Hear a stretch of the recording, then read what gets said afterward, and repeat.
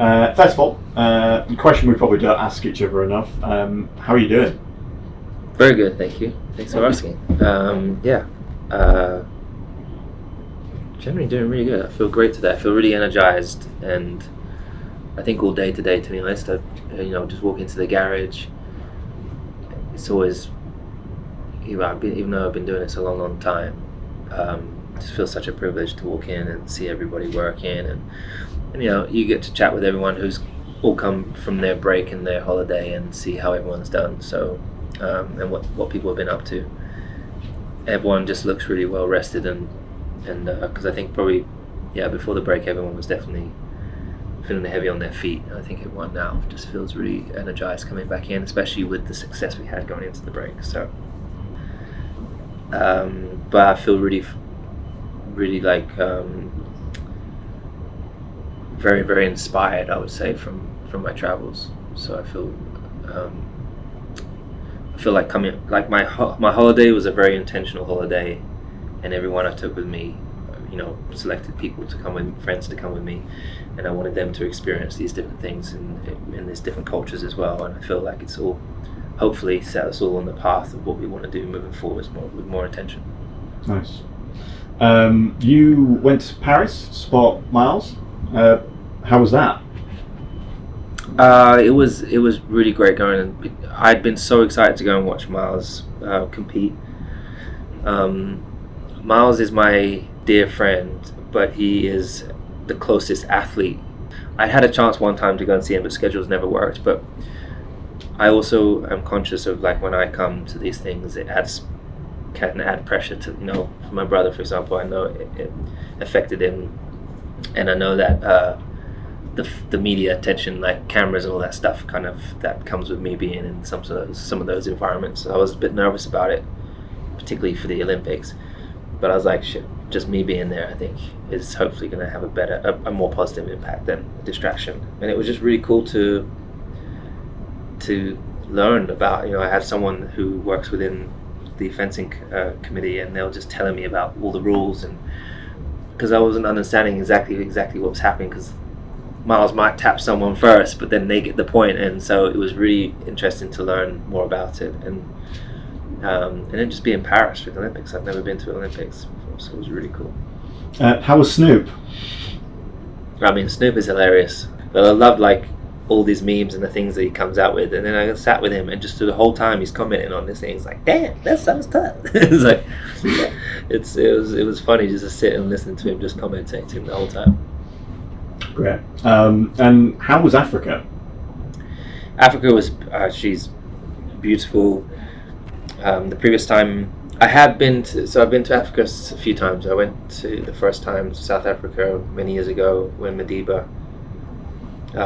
After I'd been to Nelson Mandela's 90th birthday, I think it was, or 92nd birthday in London, which was amazing, but it was much different to the trips that I've been doing the last couple of years. And so then I took that trip a couple of years ago, which was more, it was a mixture of cultural, but safari and kind of more holiday-like.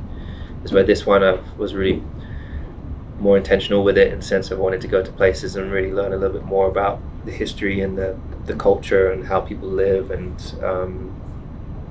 so it was really, really moving. I think as I moved from the north, where it was roasting, like Morocco was the hottest place I've ever been, 43, 44 degrees, crazy heat, beautiful as you come through some of these oasis, and then you'll and then we went to Senegal and seeing Gorée Island, which was very, very heavy on the spirit and on the chest, like you felt like a huge weight upon you as you went into this the House of Slaves, and just learning about their culture and the people so lovely. And then we went to Benin, which I have a bit of Benin in my blood, so going there and seeing the kids dancing, seeing these small villages, learning about where the movie The Woman King was based off was from that area. And one of the kind of kingdoms that we went to, they would tell us the history of the women who were the soldiers back in the day, I actually got honored by a king there, which is kind of cool.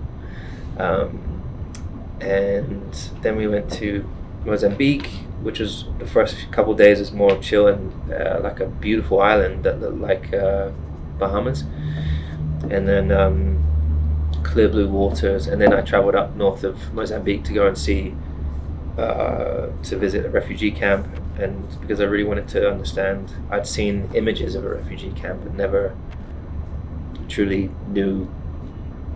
I wanted to learn more about it and see and actually speak directly to people who have been affected, who have fled conflict areas, and it was really quite a moving experience. And then I went from there to Madagascar, and Madagascar is huge, even though it's seen as such a small island. It's just an untouched gem. It's it's crazy how stunning it is there. And then came back. So yeah. Nice. What would you say would be your key takeaway from Africa? What's it given you? Or what? I think every time I go to Africa, the first thing I notice is how nice the people are. That's something you just remember. You take away the smiles that you see when you're there. Every time I go, I feel so at home. Probably the most at home that I feel anywhere in the world, which I didn't ever expect it, but I feel very, very at home. The food it's so different in each place you go. The language that's in all of these different places. I didn't know, for example, just understanding these different places that are being colonized by so many places, particularly from Europe, like Portugal and France and Spain and UK,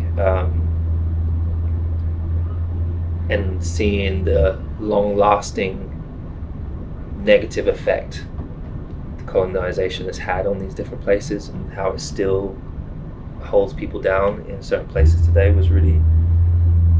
is the thing I've learned the most.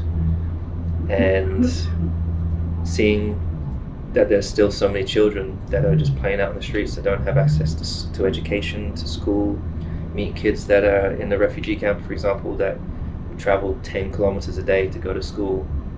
I think about my niece and nephew. I think about my godson is only 6 or 7 now, but thinking about him having to walk 10k just to get an education. I guess it just ultimately reminds me there's still so much to be done in the world. Not only there, but we are so lucky to. Many of us are so lucky to live the way we do, and we take so much for granted, and we're in such a difficult time, I think, in the world. I think we need to be more intentional with what we do moving forwards as a people, and we need to be more kinder to people, to each other. And I think for me, it's given me I feel so much more positive in the sense that I know there's more that I can do. There's more people that need help, and there's more that I can do with the platform I have. And now I've got to figure out how I go about embarking on that journey.